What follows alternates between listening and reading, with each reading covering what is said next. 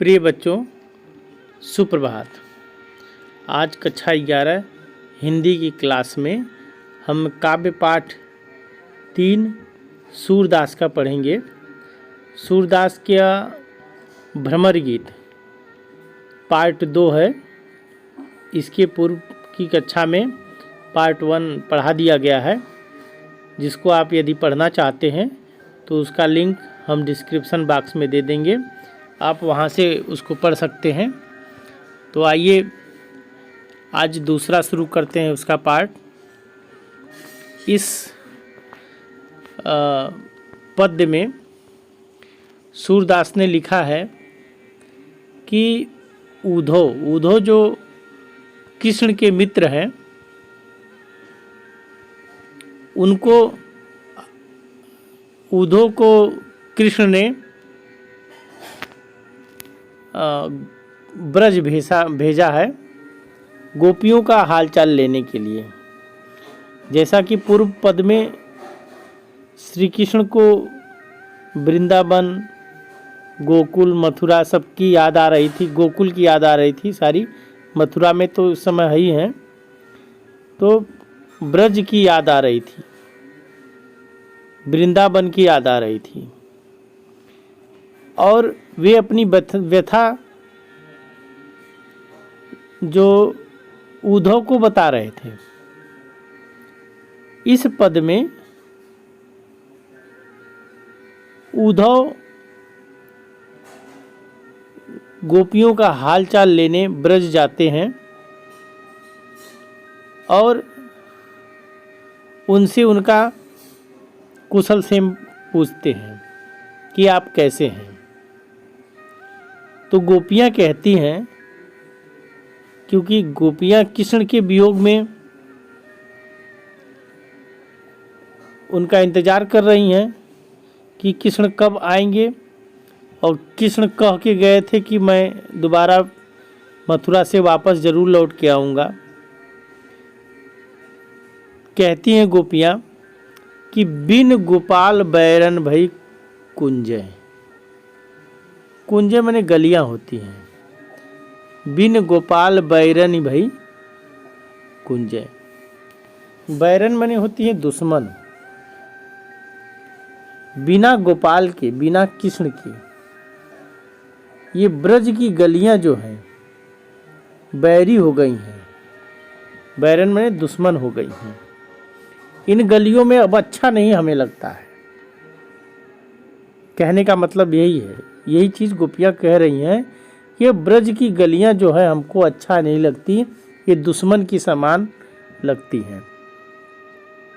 जब कृष्ण रहते थे तब वह लता लगती तन शीतल।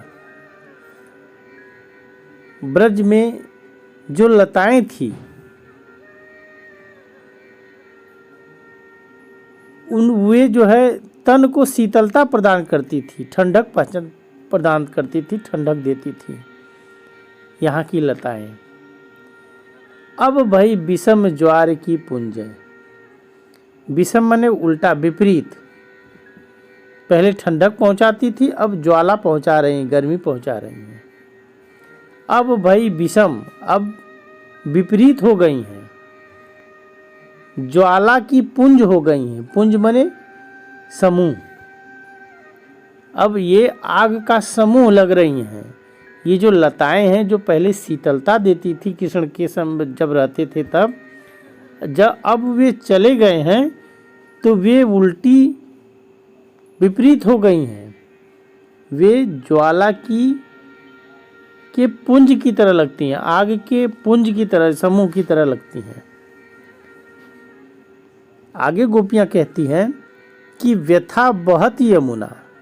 वृथा, वृथा माने बेकार में, फालतू में। अब यमुना का बहना भी बेकार लगता है, फालतू लगता है, किसी काम का यमुना का बहना नहीं है। खग बोलत। खग माने पक्षी, पक्षी भी वृथा बोलते हैं, बेकार में ही बोलते हैं। और वृथा कमल फूलनी। और कमल भी बेकार ही फूलते हैं। अली गुंजे, अली मने भौरा, गुंजे मने गूंजता है, और भौरे भी वृथा में, बेकार में बोलते हैं। अर्थात कहने का मतलब कि ये यमुना जो बह रही है, पक्षी बोल रहे हैं और कमल खिले हुए हैं, भौरे बोल रहे हैं, कृष्ण की अनुपस्थिति में ये बेकार लग रहे हैं, अच्छे नहीं मुझे लग रहे हैं।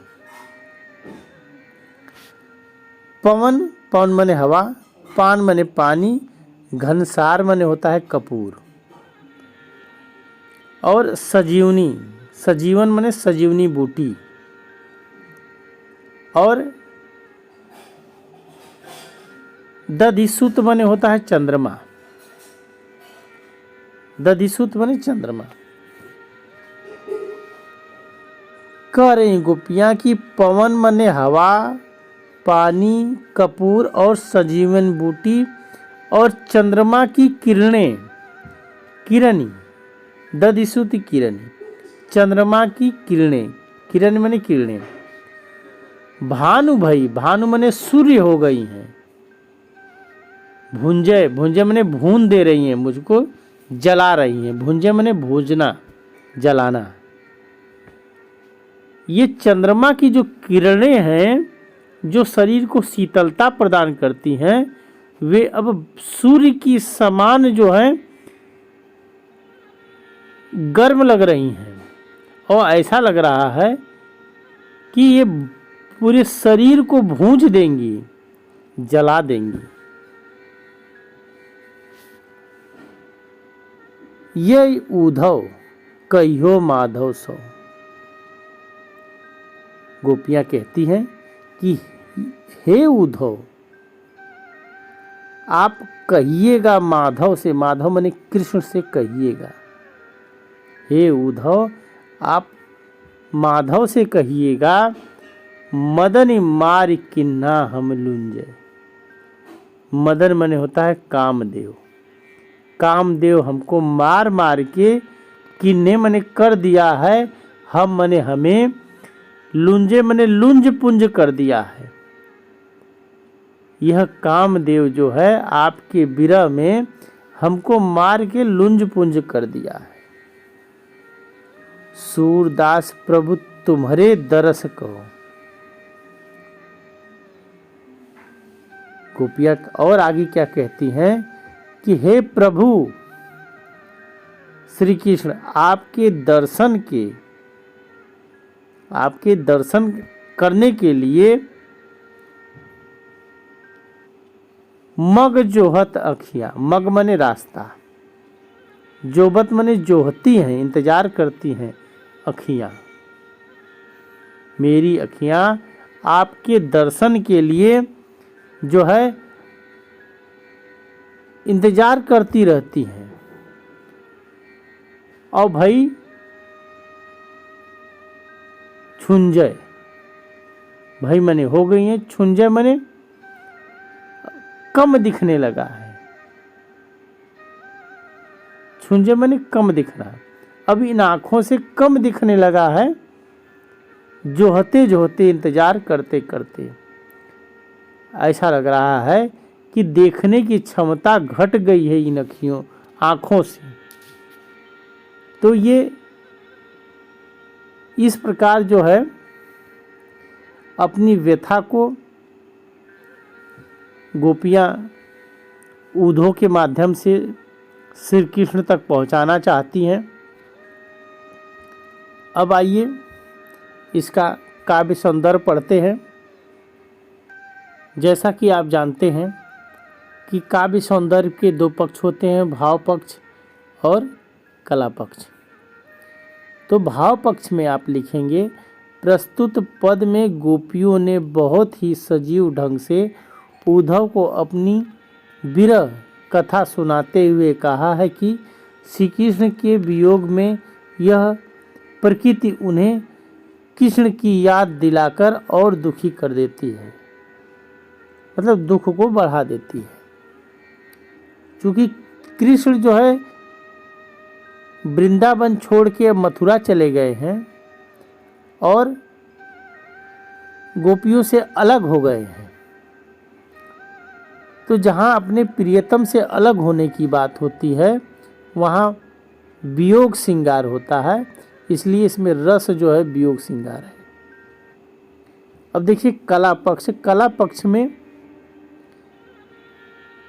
भाषा ब्रज भाषा है सूरदास की, आप जानते ही हैं।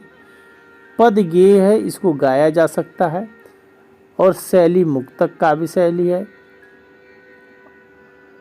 और अलंकार अतिशयोक्ति अलंकार, उपमा अलंकार आदि अलंकारों का प्रयोग आप कर सकते हैं, अनुप्रास अलंकार। अब इसके बाद आप इसका अर्थ कैसे लिखेंगे, व्याख्या कैसे करेंगे, इसके लिए हम आपको दिखाते हैं। प्रसंग में आप पहले लिखिएगा। प्रसंग भ्रमर गीत में गोपियों के माध्यम से सूर ने इस विषमता को अभिव्यक्त किया है कि संयोगावस्था में दुखदायी वस्तु ही वियोगावस्था में दुखदायी हो जाती है। संयोगावस्था में सुखदायी वस्तु, सुख देने वाली वस्तु जो है वियोगावस्था में दुखदायी हो जाती है। इसी दुख को व्यक्त करते हुए गोपियाँ उद्धव को बता रही हैं कि कृष्ण के वियोग में यह प्रकृति भी दुखदायी साबित हो रही है।